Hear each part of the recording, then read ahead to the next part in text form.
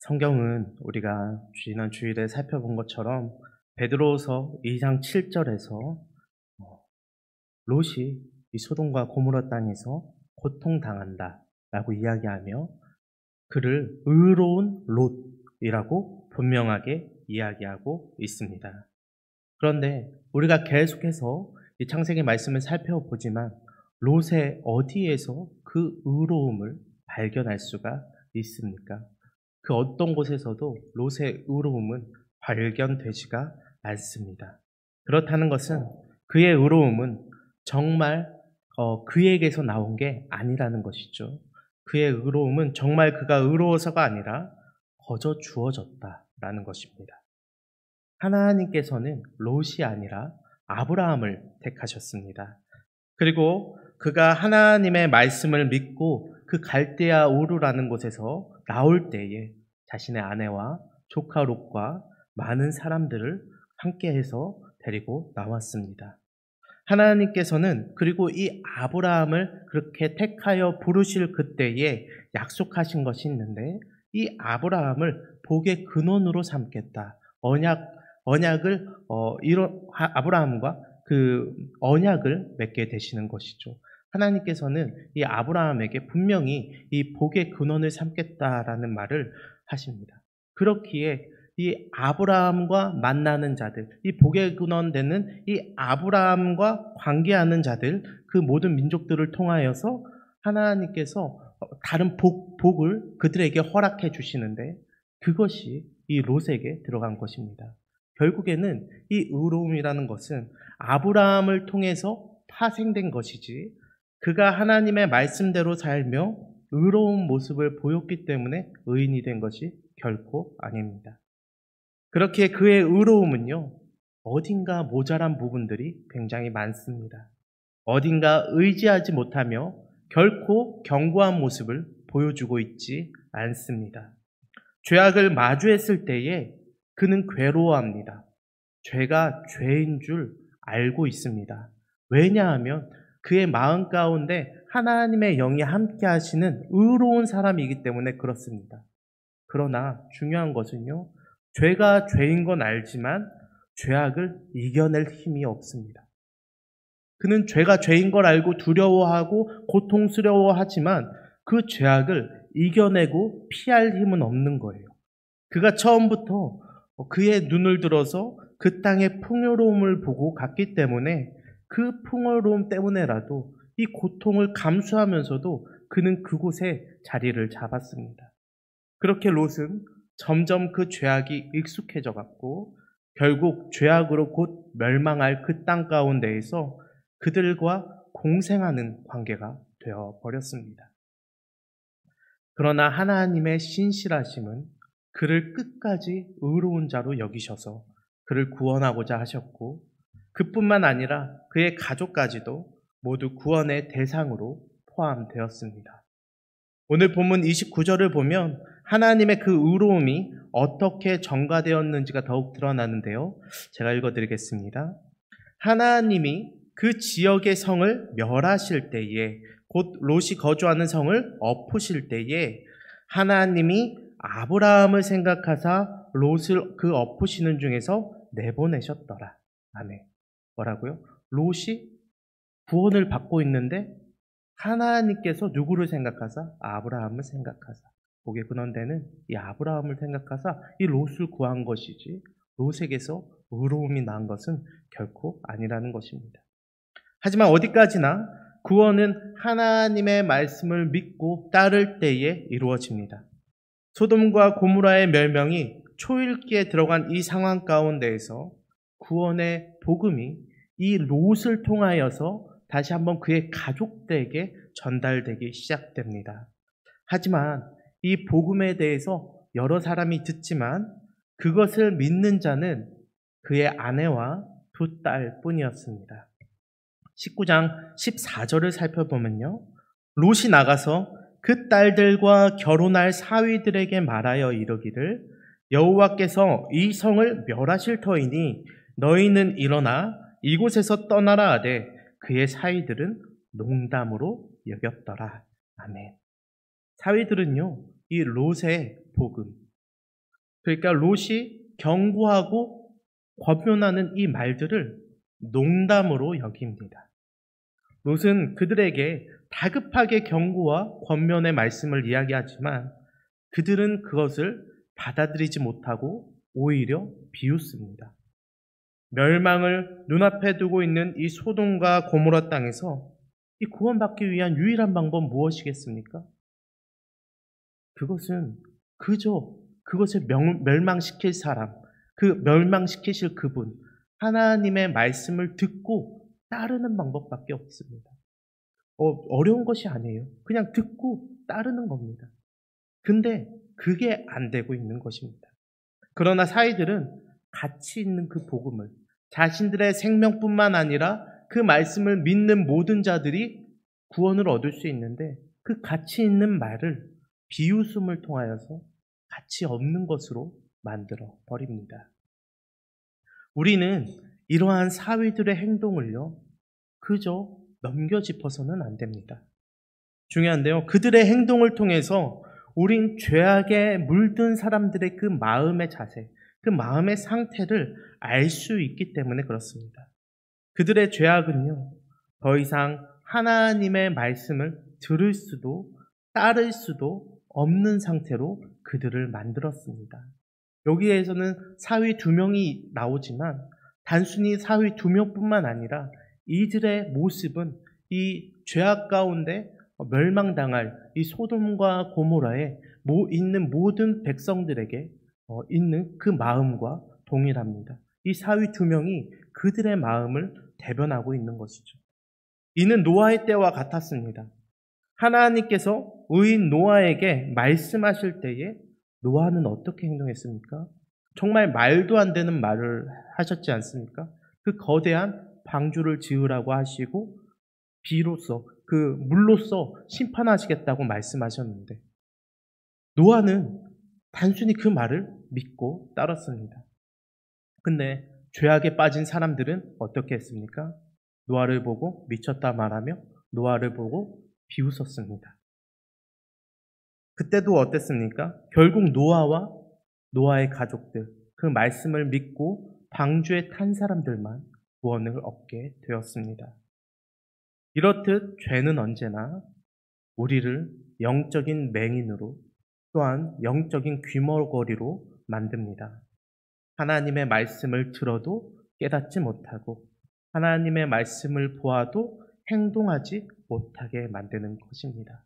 그렇기 때문에 성경은 이런 죄악 가운데 물들어서 이렇게 무감각한 상태를 뭐라고 이야기하냐면 죽었다라고 이야기하는 것이죠. 영적으로 죽어 있는 상태인 것입니다. 그렇기에 하나님께서는 결국엔 이 심판이라는 도구를 꺼내시는 겁니다. 이러한 자에게서 이러한 죄인들, 이러한 악인들로부터 이 의인들을 지키시기 위해서 하나님께서는 이 심판이라는 도구를 어쩔 수 없이 꺼낼 수밖에 없습니다.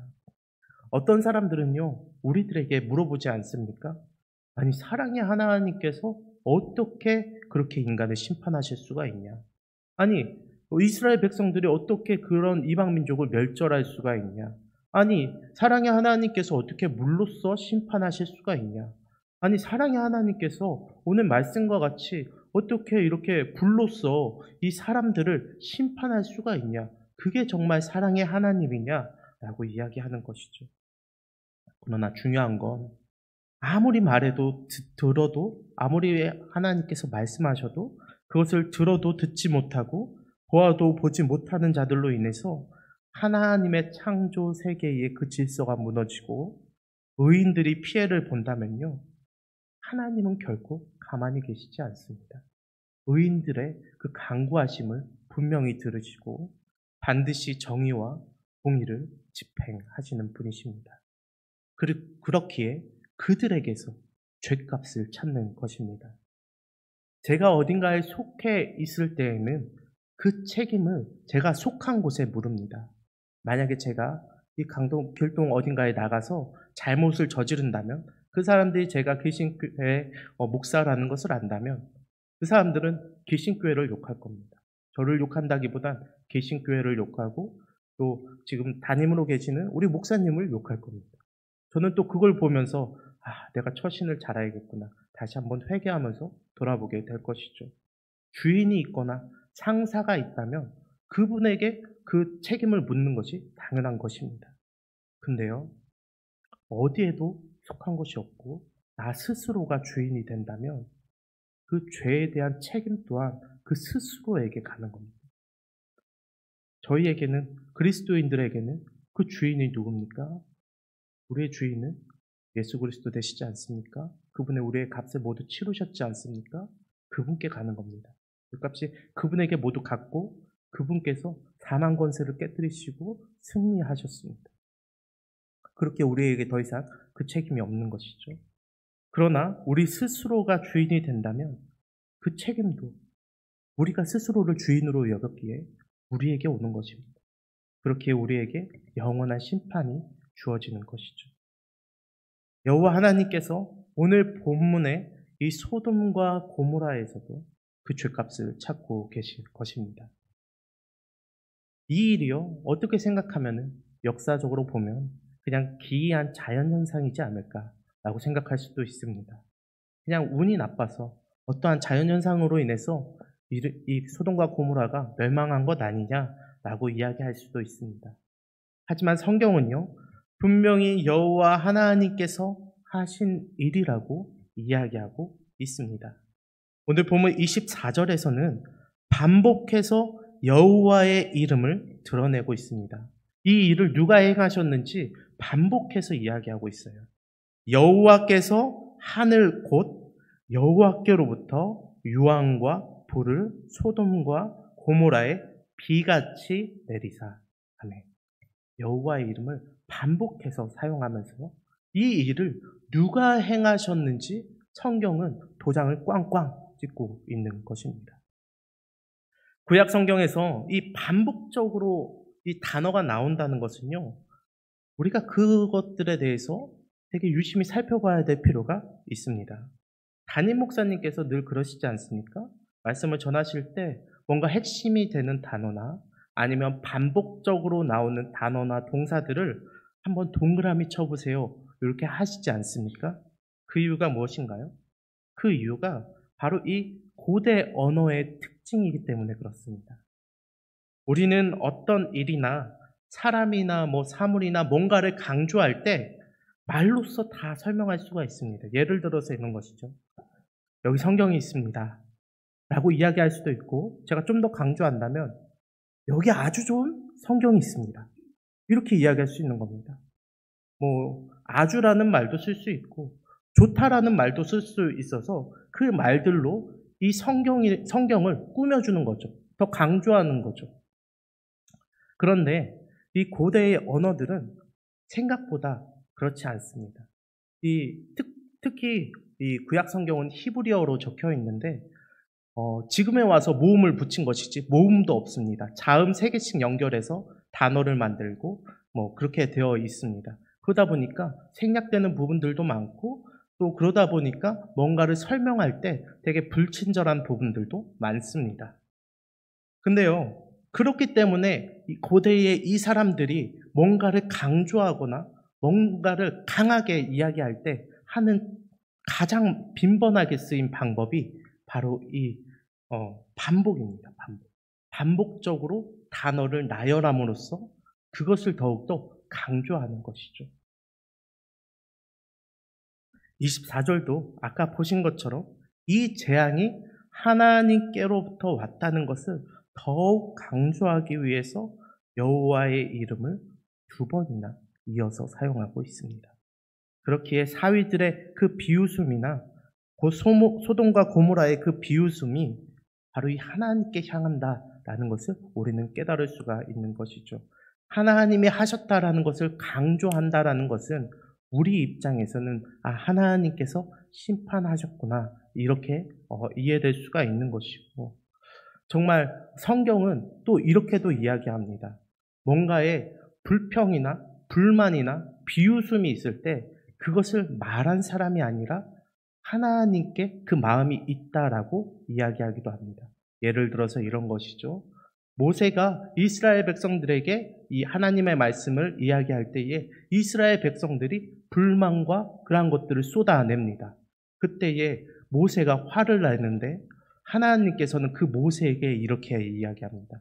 너에게 화를 내는 것이 아니라 여기까지 인도한 나에게 화를 내는 것이다 라고 이야기를 합니다.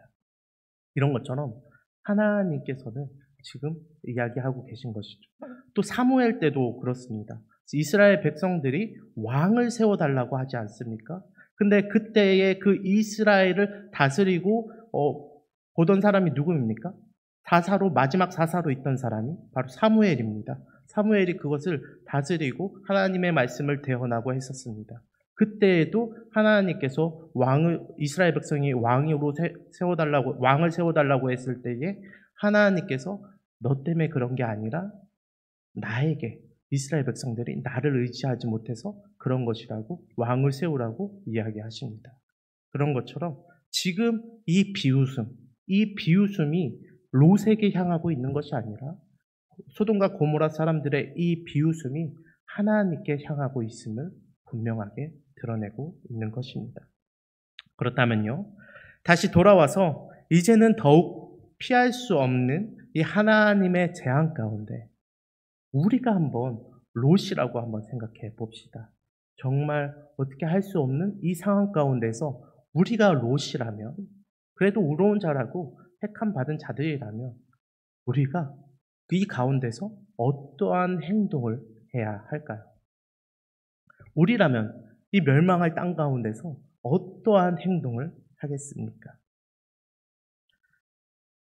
근데 성경은 생각보다 이러한 부분에 있어서 또 세심한 부분이 있습니다. 갑자기 아브라함을 등장시킵니다. 아브라함, 지금 이 멸망할 소돔과 고모라, 지금 멸망을 초입게 하는 소돔과 고모라에 대해서 계속해서 이야기하는데 갑작스럽게 아브라함을 성경에서 등장시킵니다. 본문 27절과 28절인데요. 제가 읽어드리겠습니다.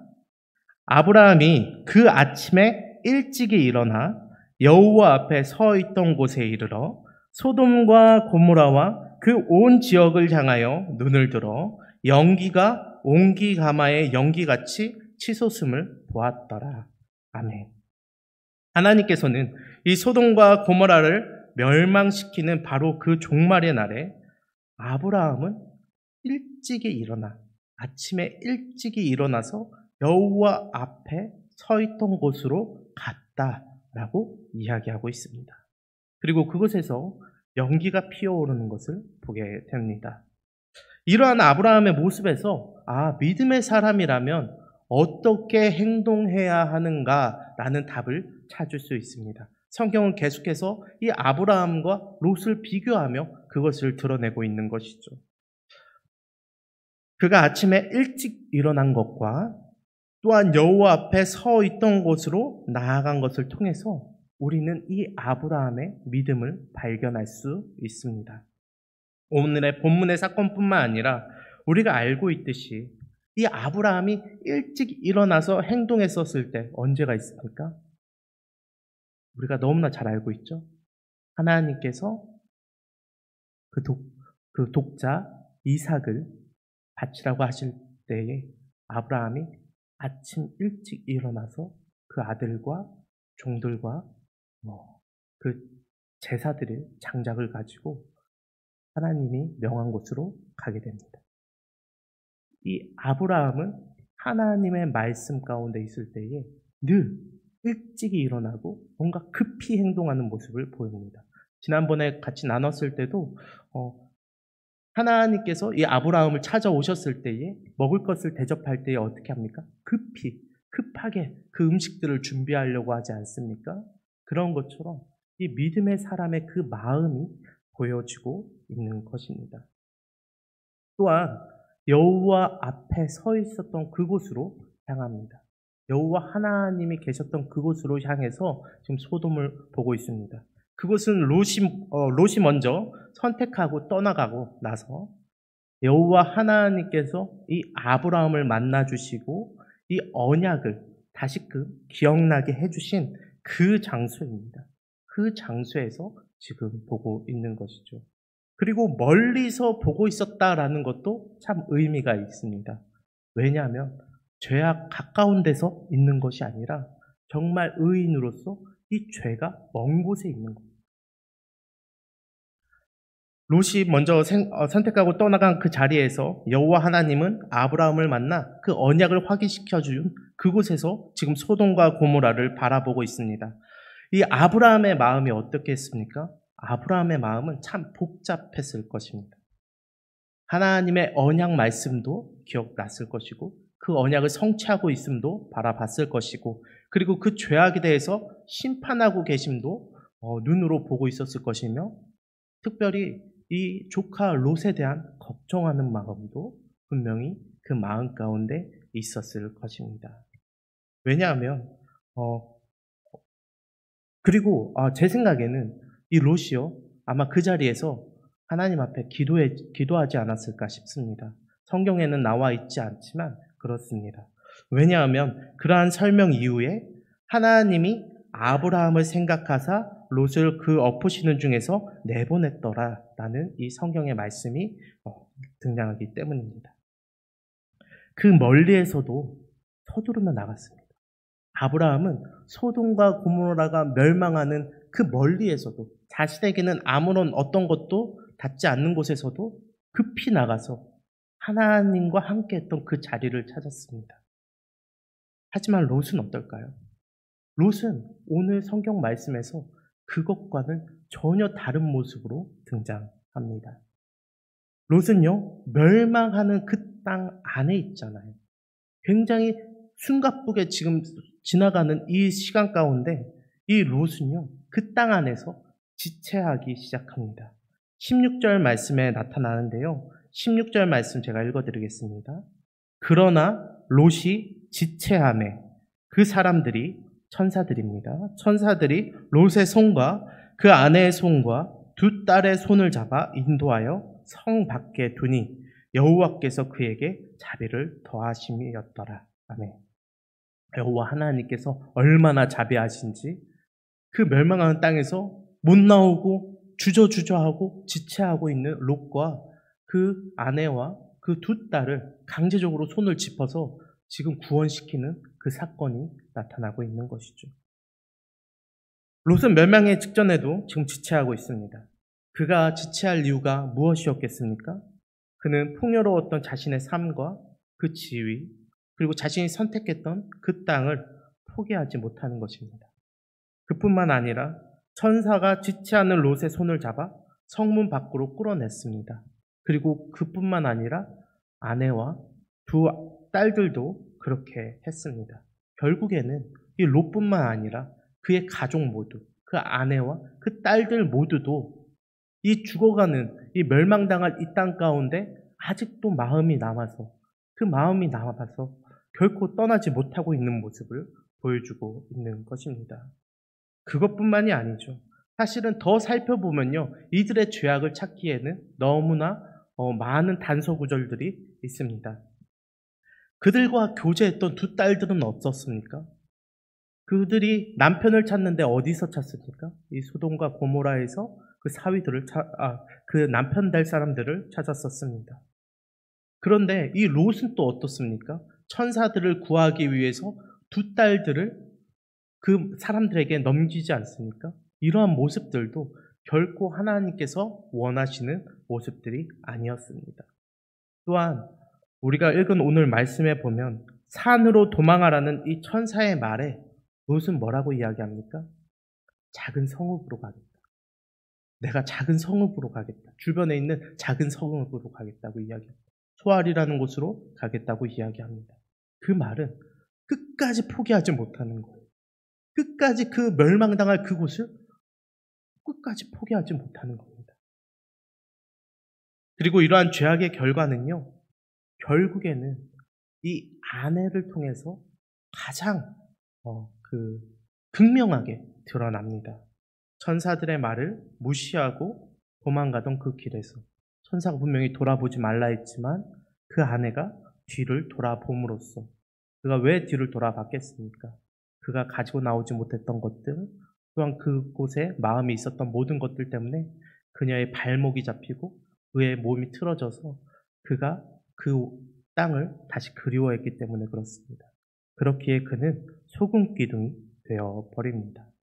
그녀의 행동은 명백한 불순종의 행동이었습니다. 그 땅을 향한 아쉬움이 그녀의 발목을 잡았던 것입니다.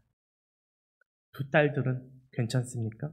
그 두 딸들도 나와서 크나큰 문제가 생겼습니다. 문란했던 이 소돔과 고모라에서 남편감을 고를 정도로 그들 역시도 그곳의 그 문란한 죄악 가운데 빠져 있었습니다. 그리고 그곳을 빠져나와서도 그 죄악된 그 가치관들이 못 버리고 그것으로 하여금 그들의 인생을, 그들의 어려운 것들을 해결하는 그 해결점으로 삼기 시작했습니다. 그것이 바로 무엇이었냐면 근친상간이었습니다. 두 딸들은 이제 더 이상 그 수알이라는 곳에서도 두려워서 결국에는 하나님이 명한 것처럼 그 천사들이 명한 것처럼 산으로 피하게 됩니다. 근데 산으로 가니까 남편도 없고 남자도 없으니까 두 딸들이 대를 잇기 위해서 한 방법이 이 아버지 몰래 근친상간하는 것이었습니다. 그래서 그들은 아버지를 술에 취하게 하고 그 아버지가 잠들었을 때에 첫째 딸이 먼저 동침하고 그리고 또 아버지를 술 취하게 하고 이번에는 둘째 딸이 가서 아버지와 동침합니다. 이러한 모든 것들이 정말 그 죄악을 끊어내지 못한 그 결과라고 할 수 있는 것이죠. 그 부정한 결과가 어떻게 됐습니까? 그 부정한 결과에 평생 이스라엘을 괴롭히는 이 모압 자손, 그리고 평생 이스라엘을 괴롭히는 이 암몬 자손의 조상들이 각각 태어나게 되는 것입니다. 말씀을 마무리하겠습니다. 이 조카 롯의 몰락은요, 사실 그가 소돔과 고모라 땅을 택하고 들어갈 때부터 시작된 것이 아닙니다. 롯의 가장 큰 몰락은 어디에 있냐면 그가 복의 근원으로부터 분리될 때부터, 멀어질 때부터 시작되었습니다. 의인임에도 불구하고 그 복의 근원과 벌어지기 시작하니까요. 그는 자신의 안목을 믿기 시작했고 풍요로움에 잠식되어서 영적으로 눈과 귀가 닫혀버립니다. 결국 지금의 우리로 하면 그리스도인이긴 하나 그 풍요로움에 눈이 멀고 귀가 어두워져서 세상 사람들과 똑같이 생각하고 세상 사람들과 똑같이 말하고 세상 사람들과 똑같이 행동하며 세상 사람들과 똑같이 삶을 살며 진짜 하나님 앞에 나아가는 그러한 그리스도인을 비웃는, 오히려 하나님 앞에 순전하고자 하는 자들을 비웃는 그 모습이 바로 이 롯에게 있었습니다. 우리는 이 땅을 살아가면서 복의 근원을 놓지 말아야 될 것입니다. 우리의 복의 근원은 누구십니까? 그 언약이 성취되신 바로 예수 그리스도 아닙니까? 우리가 예수 그리스도를 가까이 하는 것이 우리의 믿음의 성장이며 또한 우리가 구원받을 유일한 길입니다. 많은 사람들은 때론 이 죄에서 자유해졌다라는 것이 나 스스로가 뭔가를 할 수 있는 것처럼 여기는 사람들도 있습니다. 그러나 죄에서 자유해졌다라는 말은 우리가 예수 그리스도께 속했다라는 말입니다. 예수 그리스도께 멀어진 믿음은 더 이상 믿음이 아닙니다. 그것은 내가 의인임에도 불구하고 죄악된 길로 향하는 것입니다. 우리가 늘 그것을 기억하길 원합니다.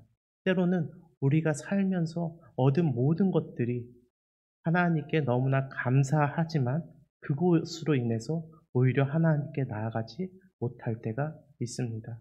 우리가 늘 정말 믿음이 좋았던 때를 기억하면 과거를 기억하지 않습니까?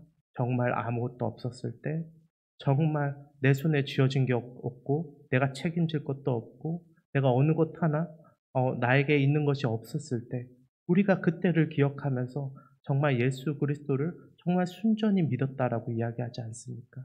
근데 오히려 우리가 책임질 것이 생기고 우리에게 하나님께서 주어주신 것들이 생기고 계속해서 그런 것들이 많아지다 보니까 오히려 그것들로 인해서 우리를 구원하신 예수 그리스도를 바라보지 못하는 모습들이 우리들에게 있습니다. 그리고 오히려 순전히 예수 그리스도께 나아가는 자들을 정말 혀를 끌끌거리며 아유 너도 결국 이렇게 될 거야 라고 이야기하는 사람들도 간혹 있습니다. 우리가 오늘 말씀을 돌아보면서 우리 스스로를 좀 돌아보길 원합니다. 그래서 우리가 정말 회개하실 분들은 회개하시고 또한 하나님 앞에 감사하실 분들은 감사하시면서 정말 결국에는 이 아브라함과 같이 정말 죄의 먼 곳에서 있으면서도 정말 오히려 급히 나아가 하나님이 계신 그곳에 찾아가는 그러한 우리의 믿음의 모습들이 다 있기를 진심으로 바라고 기도합니다. 제가 기도하도록 하겠습니다.